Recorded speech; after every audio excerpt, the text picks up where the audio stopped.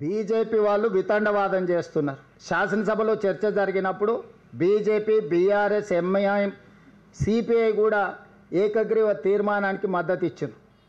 రాష్ట్ర బీజేపీ శాసనసభ్యులు ఒక పక్కన మద్దతు ఇస్తుంటే, కేంద్ర బీజేపీ తాత్సారం చేస్తుంటే, నూతనంగా నియామకం ద్వారా తెలంగాణ రాష్ట్ర అధ్యక్షుడిగా మారిన రామచంద్రరావు గారు మీరు ఎలా చేస్తారు, మీరు హామీ ఇచ్చుకుంటే మీరే చేసుకోండి, లేకపోతే ముస్లింలను రిజర్వేషన్ల నుంచి తొలగించండి అని చెప్పి వితండవాదం చేస్తున్నాడు. ఇవాళ బీజేపీకి ఒక రాజ్యాంగం, కాంగ్రెస్ పార్టీకి ఇంకొక రాజ్యాంగం లేదు. డాక్టర్ బాబాసాహెబ్ అంబేద్కర్ గారు ఇచ్చిన రాజ్యాంగం దేశ ప్రజలందరికీ ఒక్కటే.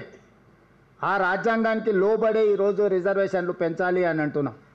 అదేవిధంగా భారతీయ జనతా పార్టీ తెలంగాణ రాష్ట్రానికి సంబంధించిన కిషన్ రెడ్డి నుంచి మొదలు పెడితే బండి సంజయ్ వరకు కేంద్ర మంత్రులుగా పనిచేస్తూ ముస్లిం రిజర్వేషన్లను మేము ఒప్పుకోము, తెలంగాణ రాష్ట్ర ప్రభుత్వం ముస్లింలను తొలగించే రిజర్వేషన్లను ప్రతిపాదిస్తే మేము మద్దతు ఇస్తామంటున్నా. నరేంద్ర మోడీ గారు జన్మించిన రాష్ట్రం గుజరాత్, నరేంద్ర మోడీ గారు ప్రాతినిధ్యం వహిస్తున్న రాష్ట్రం మహారాష్ట్ర.